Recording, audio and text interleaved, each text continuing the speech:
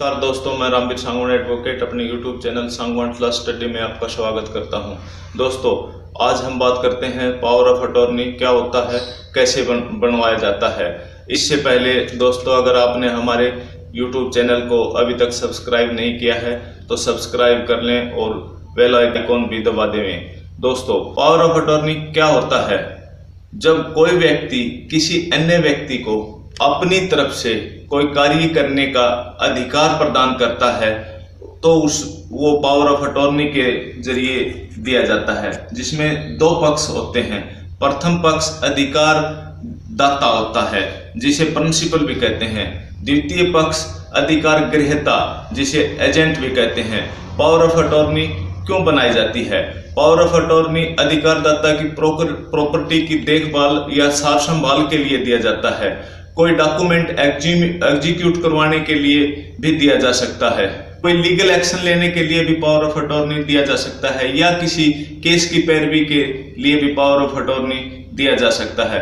Power of attorney की क्यों जरूरत पड़ती है? जब अधिकारदाता किसी स्वास्थ्य कारणों से वह कार्य करने में असमर्थ है तो भी अपनी तरफ से किसी अन्य व्यक्ति को पावर ऑफ अटॉर्नी दिया जा सकता है। या फिर कोई व्यक्ति रहता कहीं और है और उसकी संपत्ति कहीं और है, ऐसे अन्य स्थान पर है जिसकी सार संभाल करना उसके लिए संभव नहीं है और बार बार प्रॉपर्टी को देखभाल के लिए आना भी संभव नहीं है, जिसके लिए भी वह अपना पावर ऑफ अटॉर्नी किसी अन्य व्यक्ति को दे सकता है।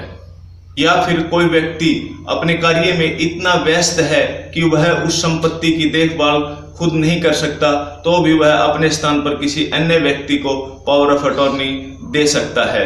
या किसी व्यक्ति द्वारा अपनी बीमारी या वृद्धावस्था के कारण भी पावर ऑफ अटॉर्नी देना पड़ता है। पावर ऑफ अटॉर्नी कितने प्रकार की होती है? पावर ऑफ अटॉर्नी मुख्यतः दो प्रकार की होती है। जनरल पावर ऑफ अटॉर्नी या मुख्तियारनामा आम, यानी कि general power of attorney. General power of attorney में जो अधिकारदाता के पास होते हैं, लगभग वह सभी अधिकार ग्रहीता यानी कि एजेंट को दे दिए जाते हैं, जिसमें प्रॉपर्टी की देखभाल के लिए, लीगल कार्रवाई के लिए या प्रॉपर्टी की सेल के लिए, गिरवी करने के लिए या रेंट नामा कराने के लिए सभी अधिकार ग्रहीता को दे दिए जाते हैं। ऐसे अधिकार प्राप्त व्यक्ति एक तरह से उस प्रॉपर्टी का वास्तविक मालिक बन जाता है।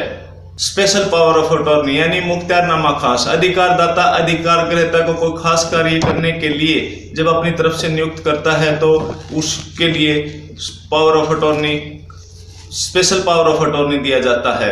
पावर ऑफ अटॉर्नी कौन दे सकता है? हर वह व्यक्ति जो 18 साल से अधिक आयु का है, जो पागल या दिवालिया नहीं होना चाहिए। लेकिन पावर ऑफ अटॉर्नी देते समय यह ध्यान रखना चाहिए कि पावर ऑफ अटॉर्नी देने वाले व्यक्ति के पास उस प्रॉपर्टी के संबंध में जितने अधिकार हैं वह अपने उतने ही अधिकार पावर ऑफ अटॉर्नी में अधिकार ग्रहीता को दे सकता है, उससे अधिक वह नहीं दे सकता। पावर ऑफ अटॉर्नी कैसे तैयार कराई जाती है? पावर ऑफ अटॉर्नी तैयार कराते समय अधिकारदाता यानी प्रिंसिपल और अधिकार ग्रहीता यानी एजेंट को हाजिर होना चाहिए तथा दो गवाह भी होने चाहिए। पावर ऑफ अटॉर्नी देने वाले व्यक्ति व अधिकार ग्रहीता के हस्ताक्षर होने चाहिए। पावर ऑफ अटॉर्नी में दिनांक अवश्य लिखी होनी चाहिए तथा पावर ऑफ अटॉर्नी को हो सके तो नोटराइज भी करवा लेना चाहिए।